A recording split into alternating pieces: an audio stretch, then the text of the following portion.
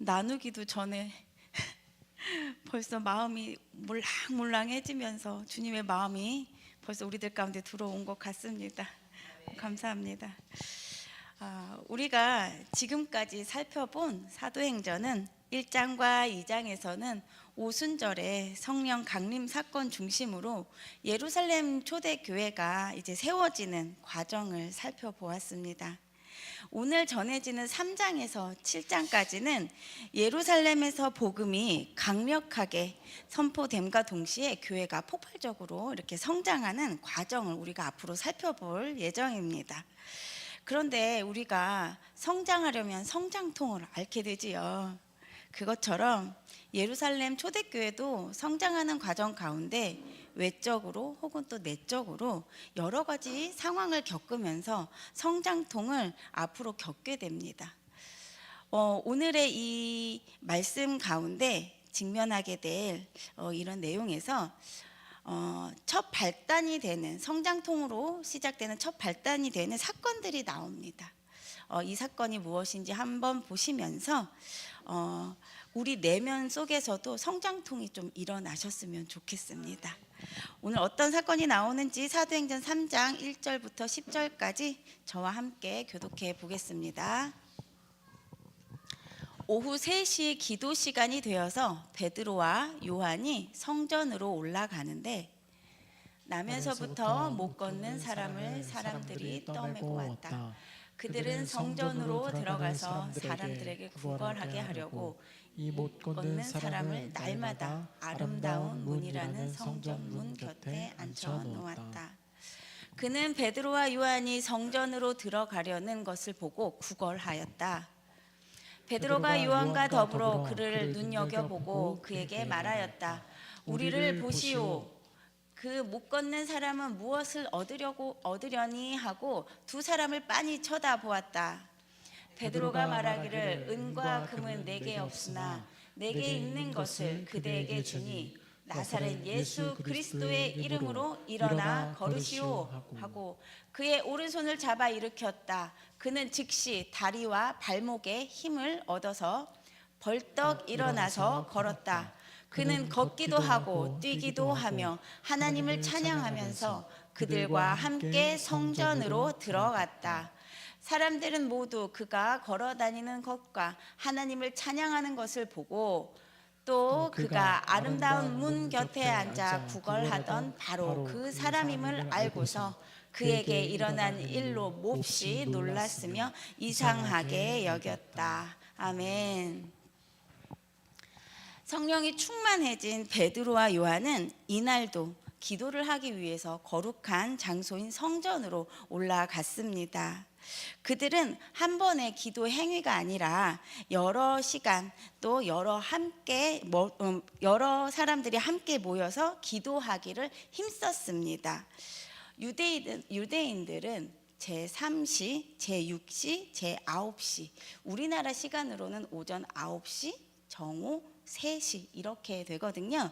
이러한 시간을 구별해서 기도하는 시간을 가졌습니다. 여러분들 다 아시겠지만 기도의 능력은 정말 대단하지요. 네, 아멘입니다.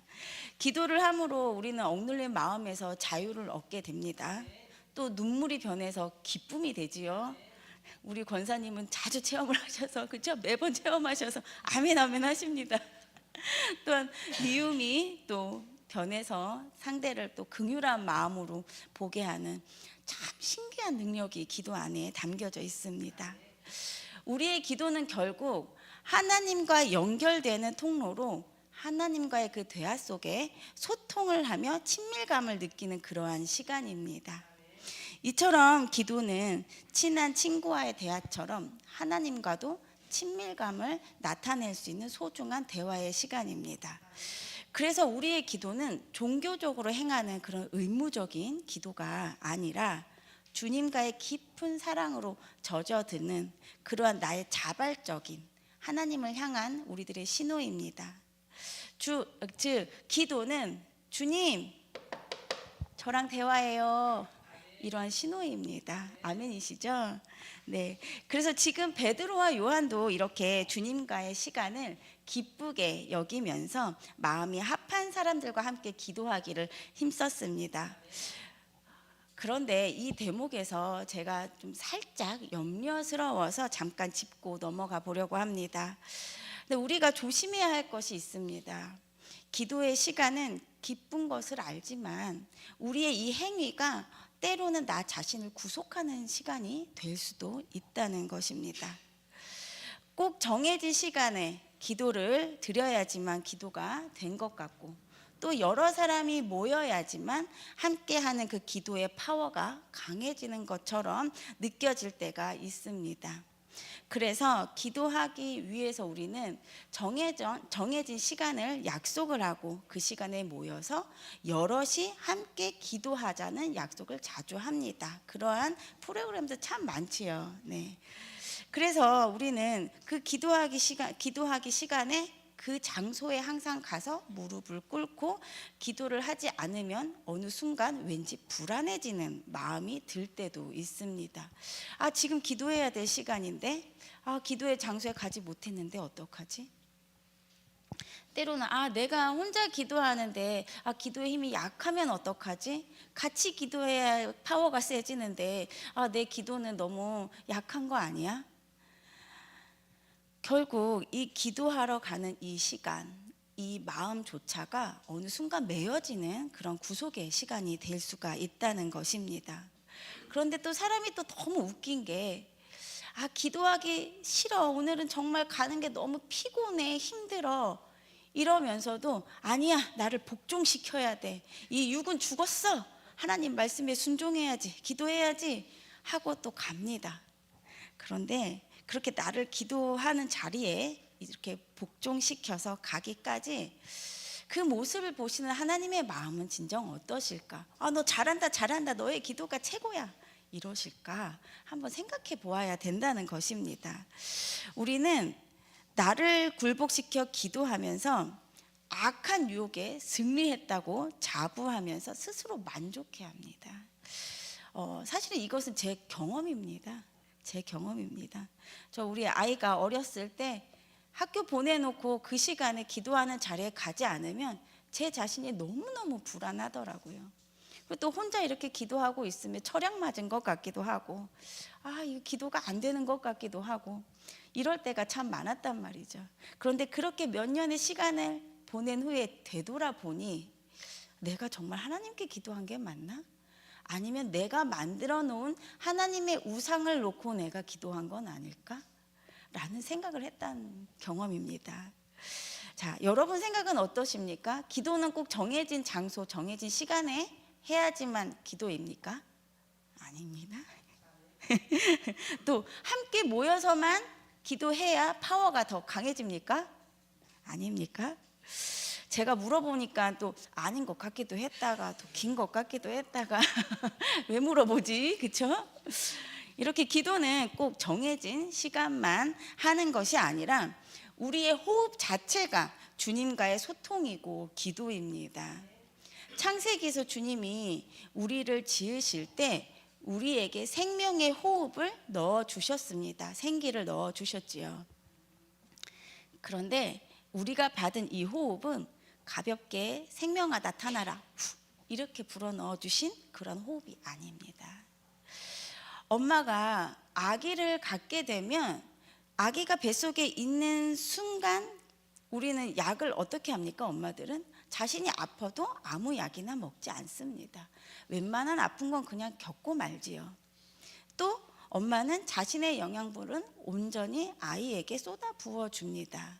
이렇게 아이를 뱃속에 품고 10달 내내 지키고 있다가 아이를 낳을 때는 또 어떻습니까? 엄청난 고통의 인내의 시간이 필요하지요. 이렇게 아이를 낳을 때 정말 많은 엄마의 이 마음과 이 육신의 고통과 모든 것을 갈아 넣어서 아이를 낳는데, 이렇게 낳은 아이를 처음 대면하는 엄마의 마음은 혹시 어떠신지 경험해 보셨지요? 그렇게 힘든 아이를 바라보는 엄마는 고통보다 너무 예뻐, 이거는 그냥 사람이 형상이 예뻐서가 아니라 뭔지 모르는 뜨거운 마음이 든다는 거죠. 이 아이를 보면서 긍휼한 마음 같기도 하고, 이 어린 이 아이를 어떻게 할까, 어떻게 키울까, 너무 보면 어떤 마음인지 표현할 수 없는 들끓는 마음이 있다는 겁니다. 이러한 마음을 엄마들은 아기를 낳을 때 경험을 합니다. 이렇듯 하나님께서 우리에게 주신 호흡은 주님 자신을 우리에게 내어주는 그러한 호흡입니다. 그리고 그 호흡을 불어넣어 주실 때에는 주님의 마음, 즉 우리를 향한 그 뜨거운 긍휼한 사랑의 그 마음을 함께 담아서 넣어 주시는 것이죠. 그래서 우리가 숨을 한번 해보실까요? 한번 해보시겠습니다. 시작.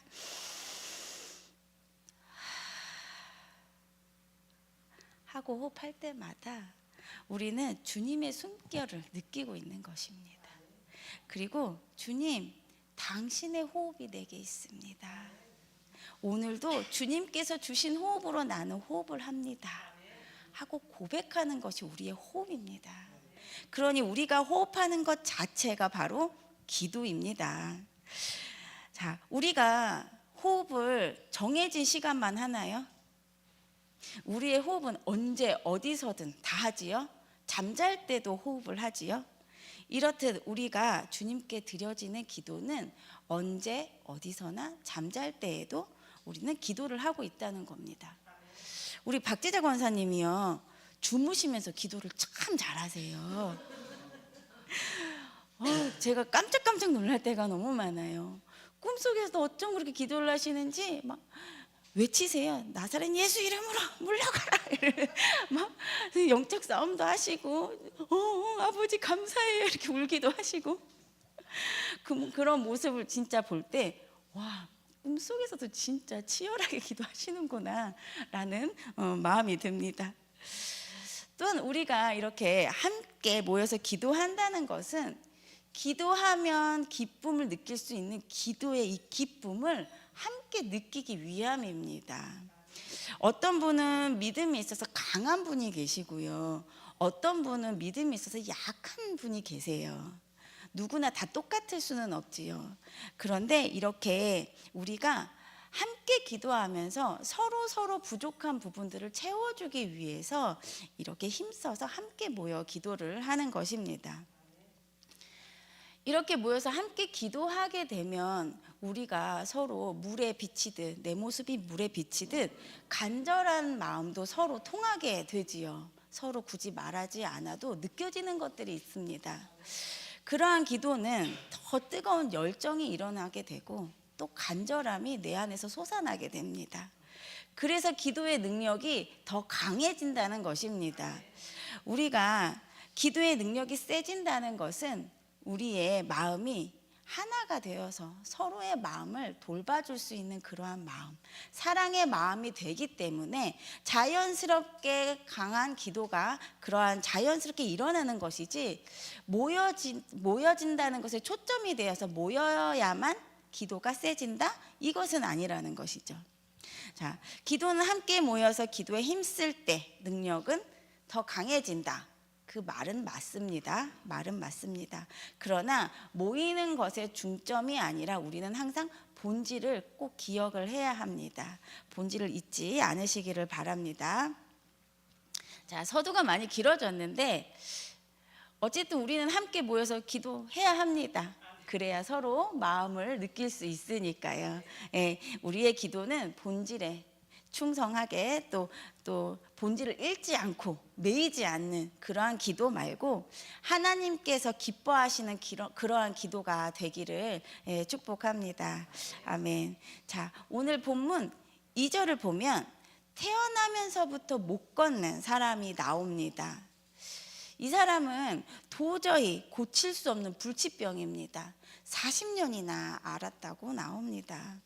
그 사람의 뼈는 벌써 빳빳하게 다 굳어져 있습니다.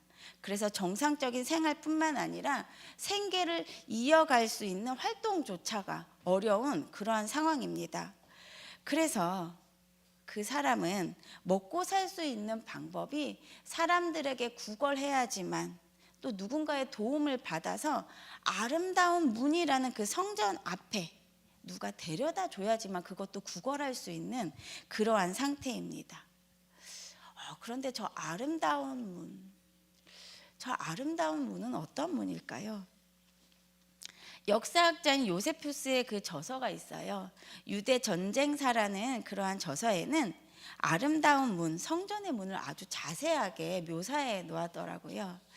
그에 따르면 그 성전은 문의 높이가 약 22.5m나 되는 아주 높죠.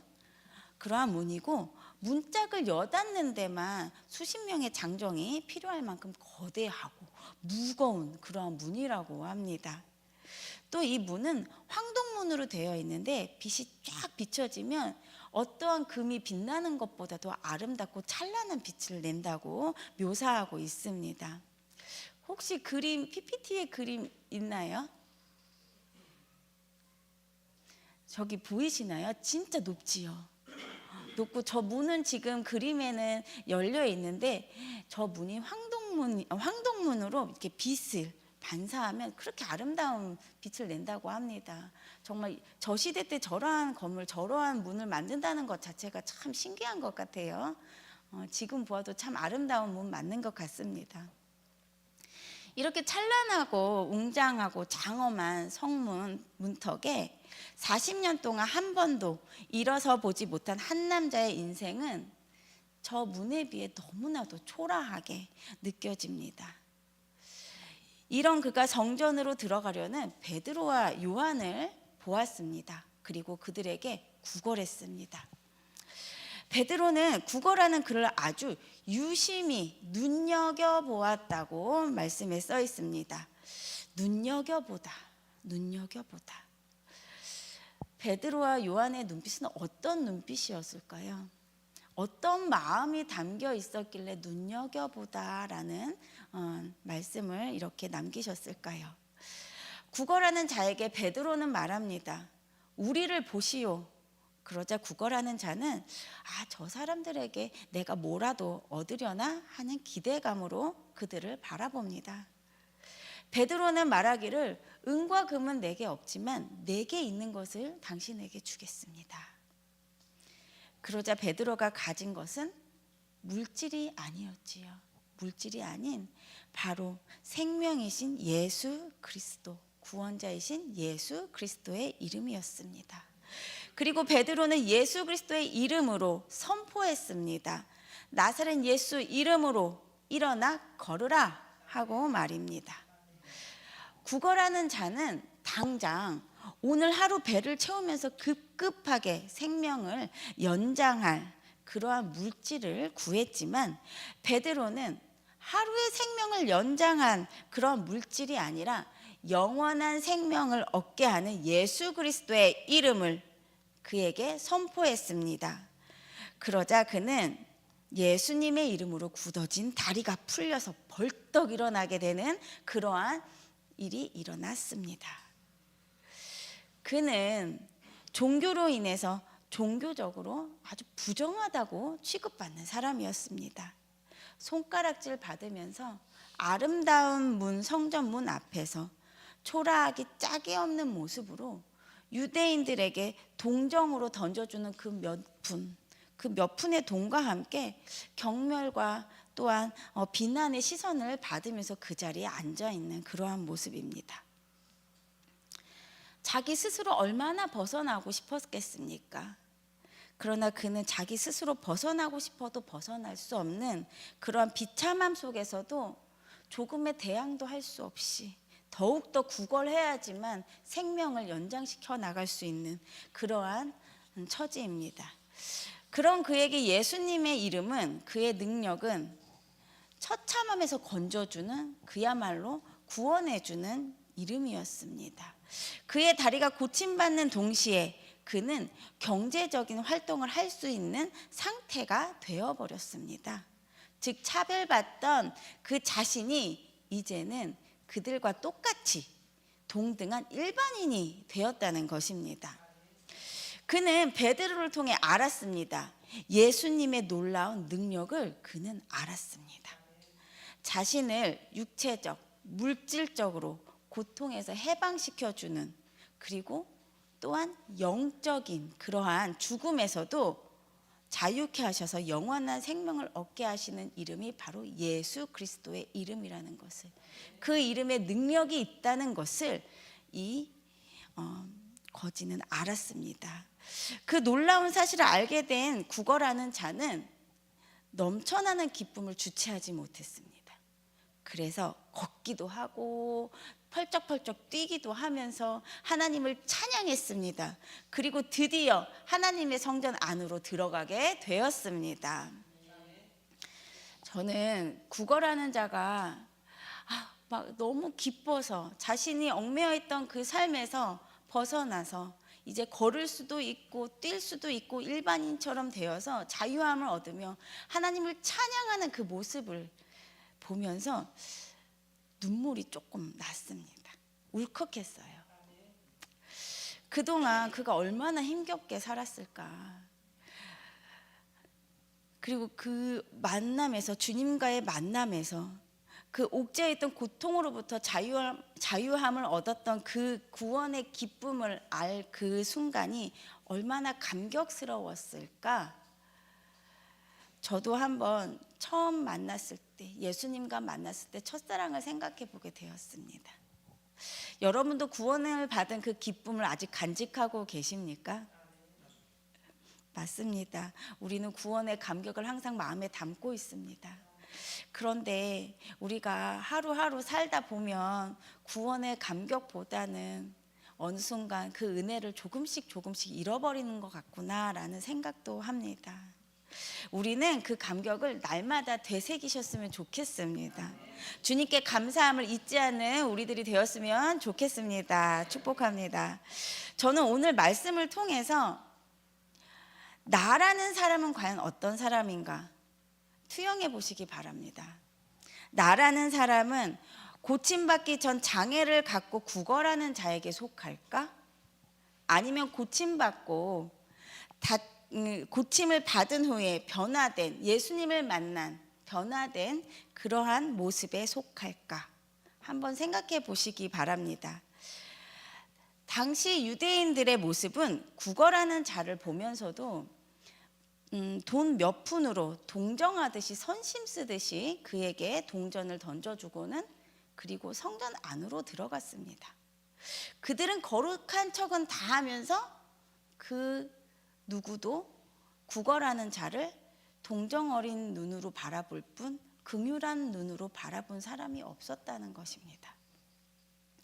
그들의 신앙은 외식적이었고 하나님을 이용해서 자신이 거룩하다라는 것을 자랑하고 싶었고 치장하고 높이고 싶었습니다. 그 아름다운 성전 문 안으로 들어가는 유대인들 중에 누구 하나 구걸하는 자의 손을 잡아준 사람이 없었습니다. 제가 며칠 전에 대전역을 가게 됐습니다. 대전역에 이렇게 오늘의 장면처럼 구걸하시는 분이 계시더라고요. 그런데 너무 속상한 일이 무엇이었냐면 바로 얼마 떨어지지 않은 한 5발자국 떨어졌나 봐요. 그 옆에서 예수님 찬양을 막 하고 있더라고요. 그 옆에는 구걸하는 자가 있고, 그 모습을 보면서 우리는 내 옆에 있는 이 형제 자매에게, 이 구걸하는 이 자들에게 긍휼한 마음을 갖고는 있을까?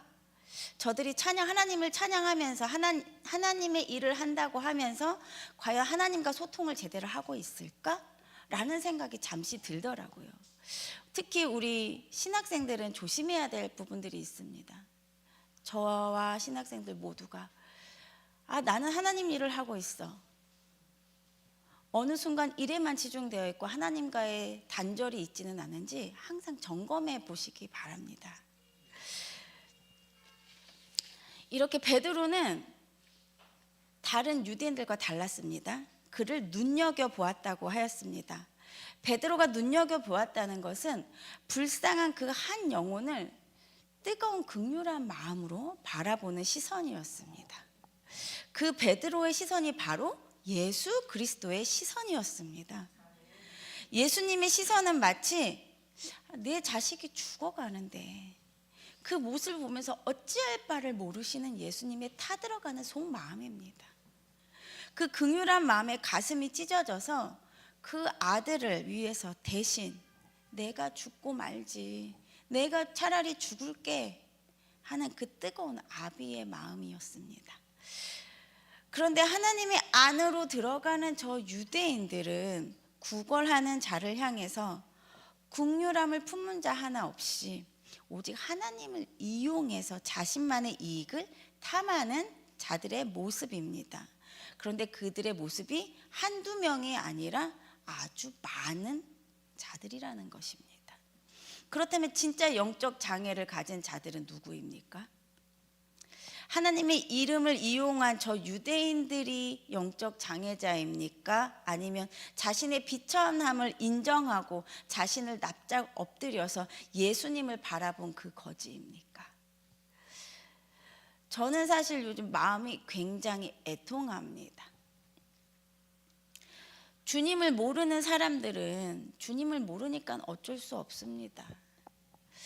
그런데 주님을 너무나 잘 안다고 하는 사람들이, 그리고 다른 사람들을 이끌어가는 리더의 사람들이 오히려 주님을 이용하는 모습이 요즘 저희들 눈에 너무 훤히 보이는 것을 볼 때면 그냥 제 속이 바짝바짝 타들어가는 것 같습니다. 그들은 예수님의 이름을 앞세워서 말을 하고 있지만 그 속마음을 들여다보면 자신의 유익을 탐하는 길을 따라가는 모습을 봅니다. 그들은 하나님께서 하시는 것처럼 아주 교묘하게 거짓을 말합니다. 하나님이 이렇게 하셨어. 그러니까 내 말을 잘 듣고 따라와 봐. 하나님은 이렇게 하셨어. 아무것도 모르는 연약한 사람들은 그들의 말에 따라갈 수밖에 없습니다. 조금씩 그들의 말에 가스라이팅 될 수밖에 없습니다.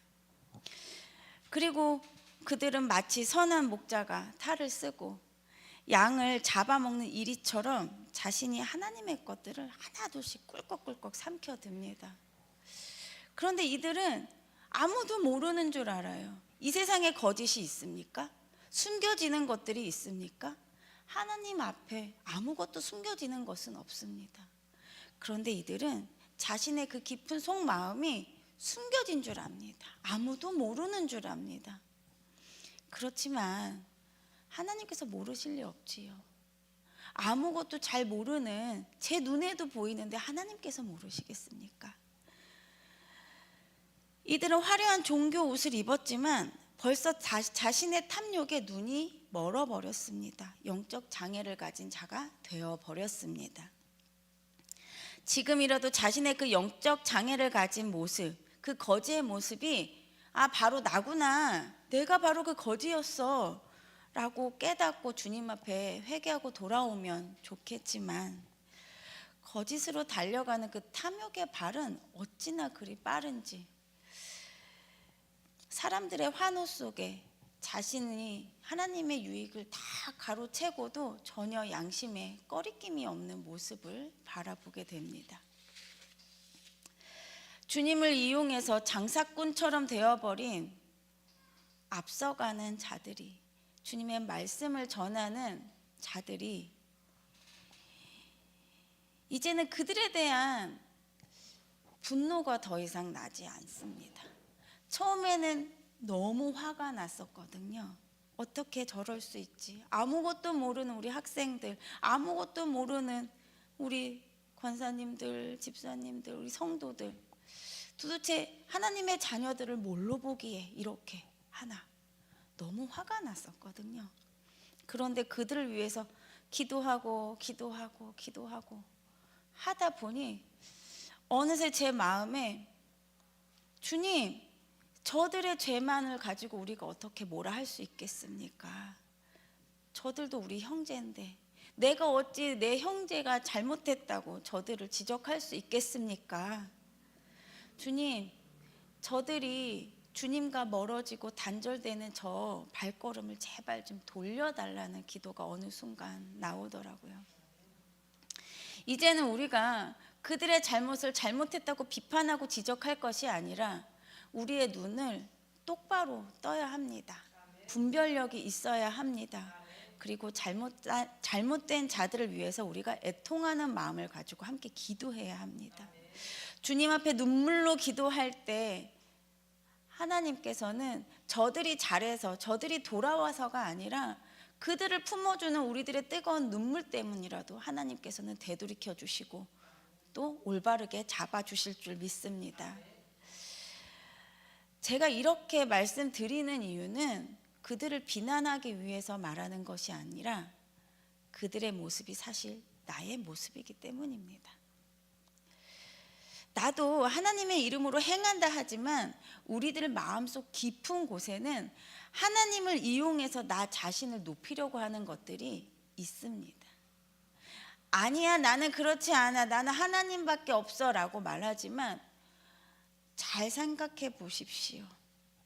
내가 하나님 일을 하면서 나도 모르게 의지되는 것은 있지 않는지, 하나님의 이름을 내가 이용하는 부분은 없는지, 내가 저 장사꾼처럼 하나님의 이름을 이용해서 내 탐욕을 바라는 적은 없었는지 우리들은 계속해서 성찰해야 될 것입니다. 제가 예수님을 믿고 난 후 땅을 치면서 한번 운 기억이 있습니다. 제가 고등학교 때 일입니다.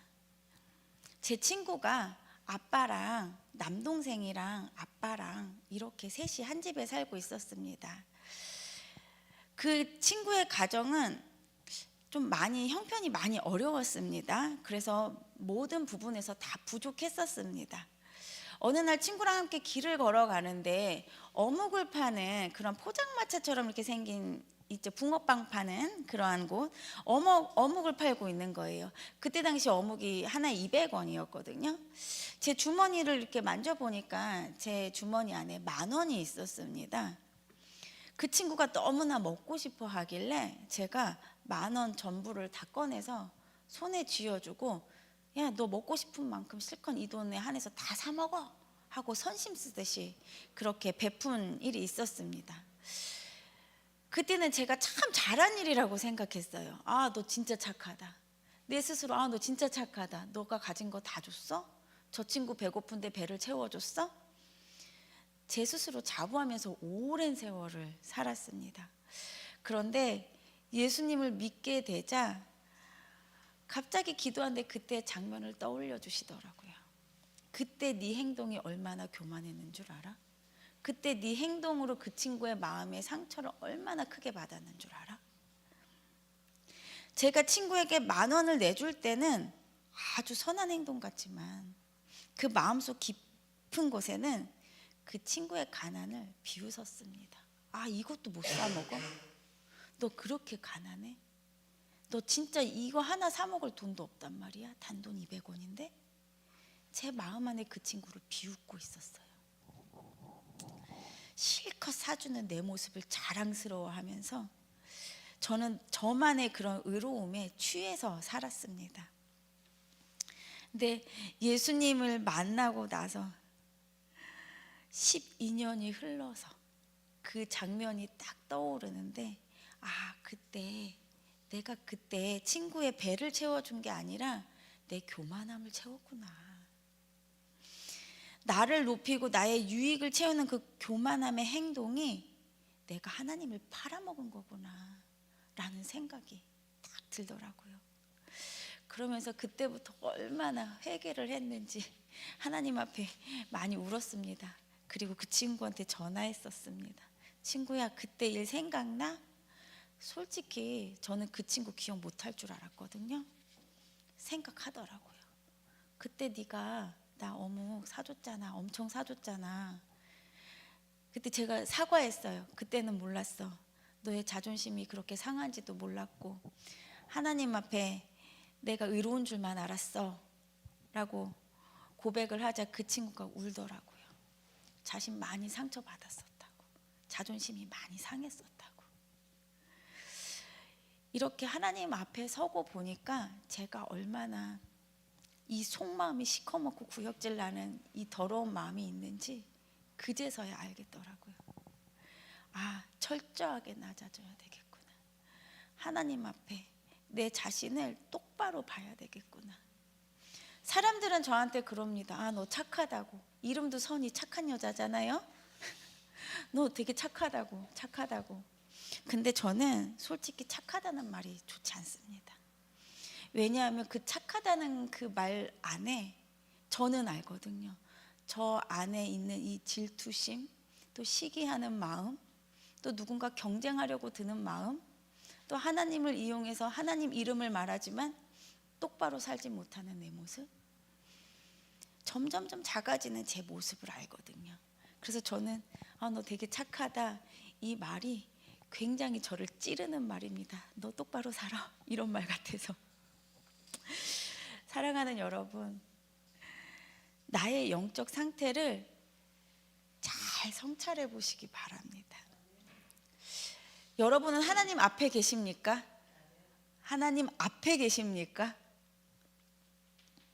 화려한 미문 앞에 앉아 있었지만 정작 성전 안에 하나님은 만나지 못했던 그 거지처럼, 혹은 경건의 모양은 갖췄지만 은과 금의 눈이 멀어서 하나님과 단절된 그 유대인들처럼 내 자신이 그러지는 않는지 우리는 날마다 하루하루 성찰 안 돼요. 사실은 한 시간마다 그래도 안 돼요. 저희는 주님 앞에 24시간 내내 붙어 있어야지만 됩니다. 그렇죠? 떨어지지 맙시다. 주님은 내 안에 계시지요. 잊지 않으셨으면 좋겠습니다. 내가 하는 것이 아니라 주님이 하셔야 합니다. 왜요? 내 안에 계신 분이 주님이시니까. 주님이 드러나야지 내가 왜 합니까? 그렇죠? 하나님께 기도한다는 것은 결국 하나님 안으로 들어가서 나 자신을 돌아보는 것입니다. 내 모습이 장애를 가진 거렁뱅이구나 라고 깨닫는 순간 우리는 로또 맞은 거예요. 그치요? 권사님. 왜요? 왜 로또 맞은 거예요? 예수님은 죄인을 만나러 오셨거든요. 죄인을 위해서 이 땅에 오셨거든요. 예수님은 나를 만나러 오신 거예요. 죄인인 나를 만나러 오신 이 예수님을 내가 만날 수 있다는 것 자체가 로또가 아니고 뭡니까? 그러니 내 비참함에 주저앉지 않으시기를 바랍니다. 주님을 만난 우리는 거지의 비참함이 회복됐듯이 우리의 삶도 회복되어서 하나님을 찬양하며 기뻐서 펄쩍펄쩍 뛰어서 성전 안으로 들어가는 그러한 구걸하는 자의 모습과도 같아져야 합니다. 저는 이 시간 함께 기도했으면 좋겠습니다. 첫 번째는 우리 침례신학대학교를 위해서 기도해 주세요. 그리고 이 세계의 이 모든 목회자들이 하나님의 본질을 잃지 않고 주님만을 바라보는 진정한 목회자들이 될 수 있도록 목회자를 위해서 기도해 주시기 바랍니다. 그리고 또 한 가지는 나는 과연 하나님 앞에 있는가? 하나님 앞에 내 모습이 어떤지 기도하면서 한번 여쭤보시기 바랍니다. 이 부분을 놓고 우리 함께 잠시 기도하시기